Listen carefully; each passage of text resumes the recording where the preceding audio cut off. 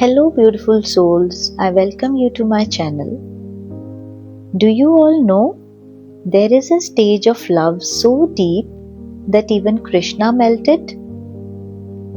Not metaphorically, but into a form we still worship today as Jagannath. Love is not just about meeting someone or being with them. There is a stage of love where you do not remain the same person anymore. In fact, you may not remain you at all. Why would a God who holds the entire universe lose himself in love? What kind of love can transform Krishna into Jagannath? Today, let's understand the stages of love and the moment where love becomes so intense that it leads to self-dissolution into the divine. The first stage starts with attraction. Beginning with magnetism, two souls feel drawn to each other without fully understanding why.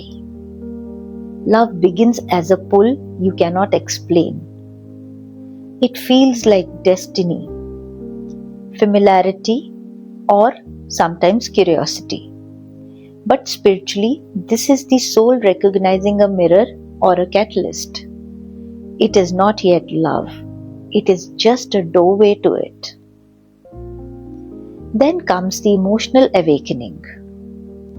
Here the heart starts to open. Love introduces tenderness, care, and longing. The heart starts to feel and care deeply. There is joy, excitement, and sensitivity. Love starts softening you. This stage basically awakens the person's capacity to feel. In the next stage comes reflection. Each person becomes a mirror. You begin to see your wounds, fears, and deeper emotions. Here love mixes with fear of losing, fear of not being enough, desire to hold, control, or secure the connection. This stage is necessary. It reveals the ego within love. In this mirror stage, love sometimes becomes uncomfortable. The other person reflects your wounds, your insecurities, and your patterns. This is where many people say that love has become difficult, but in truth, love becomes honest. Next stage starts with separation or distance. Distance. It may come physically or emotionally, and it is not a punishment. It is purification. In story of Radha and Krishna, separation deepened love into devotion. Here love is no longer dependent upon the presence of the other person.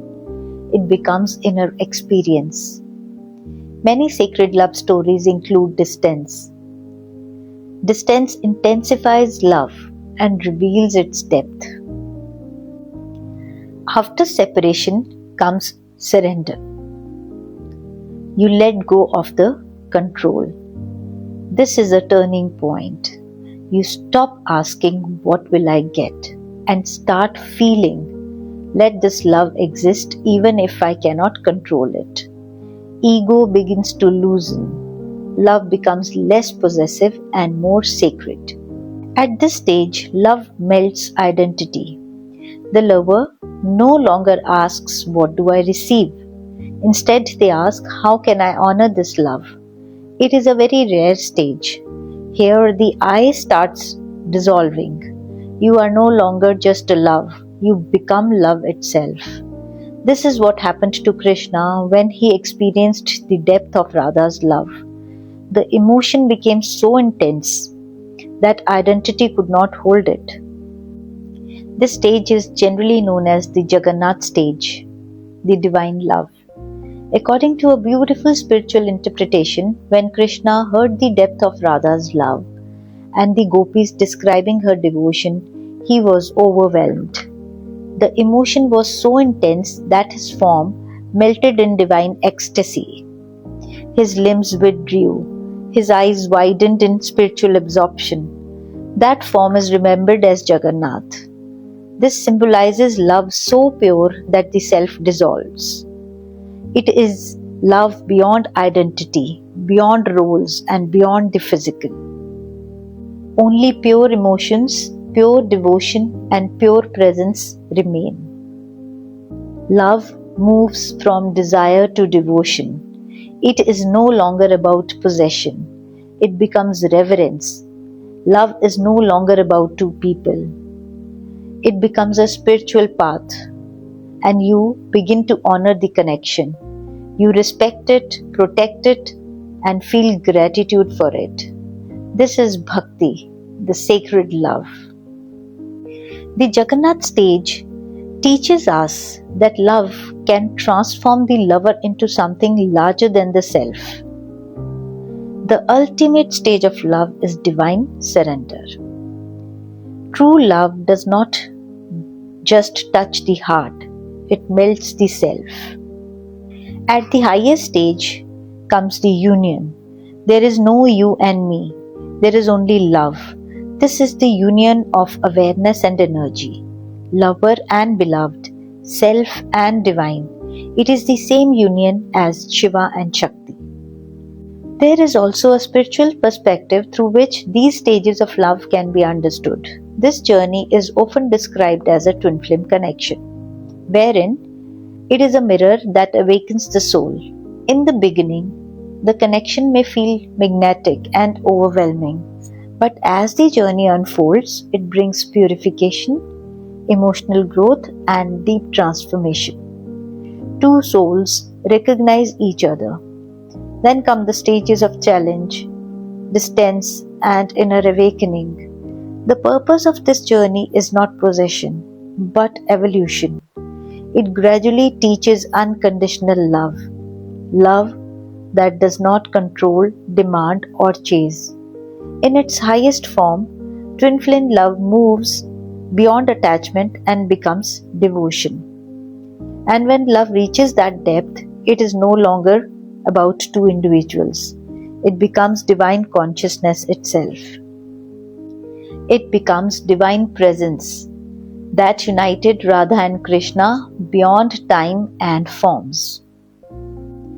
Even after several years, when Krishna returned to Vrindavan, the world around them had changed, but love that was divine did not fade with time. Radha could feel the stillness in her heart. Her soul recognized a familiar presence. She knew something has shifted in the air. For Radha, Krishna was a vibration, a living presence within her being. And when their eyes finally met, there was no need for words. Time dissolved, separation disappeared, and only love remained, silent, eternal, and complete. For Radha, Krishna had never truly left. He had simply been living within her all along. In many spiritual teachings today, this kind of profound connection is compared to the journey of twin flames. Two souls may walk separate paths for a time, yet the bond continues to awaken them, guiding them towards deeper love, healing, and surrender. The journey of twin flames reflects the same truth. When love becomes pure enough, it is no longer limited by time, distance, or form. In this connection, two souls remain energetically aware of each other. They can feel each other's pain, tears, and emotions, since they are a part of same soul consciousness. Thus, love, in its highest form, it does not end in union of two people, but in the disappearance of those two people in love. Thank you for being here. And if this message resonated with you, carry this love within you, because the journey of love is the journey back to yourself. Thank you.